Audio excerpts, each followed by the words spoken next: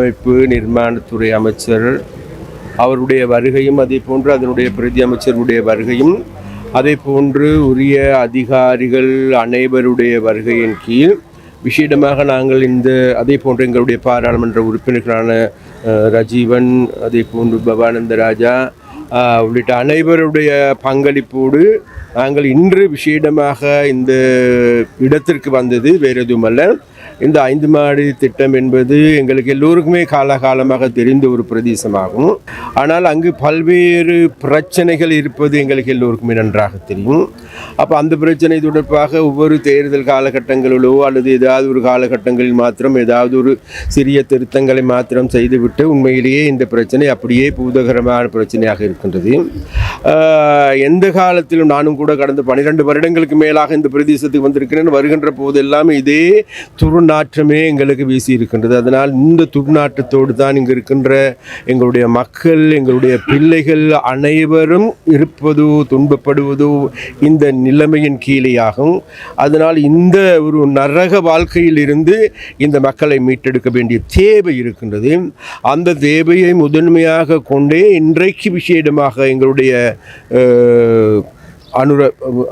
அனுர கருணாதிலக எங்களுடைய அமைச்சர் விசேடமாக இந்த இடத்திற்கு வந்ததும், அதே போன்று எங்களுடைய செயலாளர்கள், அதே போன்று எங்களுடைய பணிப்பாளர்கள் அனைவருமே இந்த இடத்திற்கு வருகை தந்திருப்பது வேறு எதனாலுமல்ல, நிச்சயமாக கூடிய சீக்கிரத்தில் இவைகளை புனர் நிர்மாணம் செய்து அதே போன்று இந்த மக்களுக்கு இதை ஒப்படைப்பதோடு மாத்திரமல்ல, இது நாள் வரைக்கும் நாங்கள் கண்டு கொண்டு தான் அவ்வாறான ஒரு வேலை திட்டங்கள் செய்யப்பட்ட பிறகு அதன் பிறகு அதை பராமரிப்பதற்கு ஆக்கள் இல்லாத ஒரு குறைபாடு காணப்பட்டது.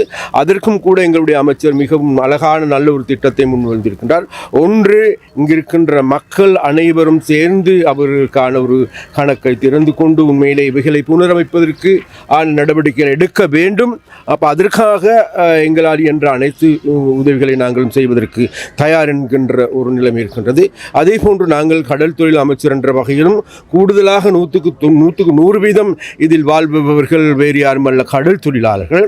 அப்போ அந்த வகையில் எங்களுக்கும் ஒரு கடப்பாடு இருக்கின்றது. உண்மையிலேயே இந்த மக்களுடைய வாழ்க்கையில் மாற்றங்களை ஏற்படுத்துவதற்கு அவர்களுடைய வாழ்க்கையில் ஏற்படுகின்ற மாற்றங்களோடு இவர்களுக்கு நல்லதொரு வாழ்க்கை, நல்லதொரு சீதோசன நிலைமையை ஏற்படுத்த வேண்டிய தேவை இருக்கின்றது. அந்த தேவை எல்லாவற்றையும் முதன்மையாக கொண்டு இன்றைக்கு நாங்கள் எதிர்வரும் நாட்களில் இந்த இந்த இந்த இந்த இந்த எங்களுடைய மாடி வீடு திட்டத்தை ஒரு அழகானவும் ஒரு வாசனை நிறைந்த ஒரு பிரதேசமாக மாற்றுகின்ற வேலையை முன்னெடுக்க இருக்கின்றோம். அந்த முன்னெடுக்கின்ற வேலைக்கு நாங்கள் நினைக்கின்றோம், எனக்கு இங்கு இருக்கின்ற இந்த வீடு திட்டத்தில் இருக்கின்ற பலரையும் எனக்கு நன்றாக தெரியும்.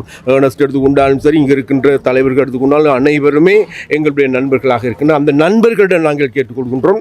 நாங்கள் உங்களுக்கு ஆரம்ப கட்டமாக இந்த வேலையை செய்து தருகின்றோம்.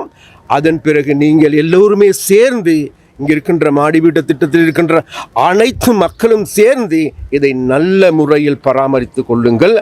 அந்த வேலையை நாங்கள் உங்களுக்கு செய்து தருகின்றோம் என்று உறுதியளிக்கின்றோம். நன்றி. வீடியோ பார்க்குற எல்லாரும் லைக் பண்ணுங்க, ஷேர் பண்ணுங்க, மறக்காம சப்ஸ்கிரைப் பண்ணுங்க.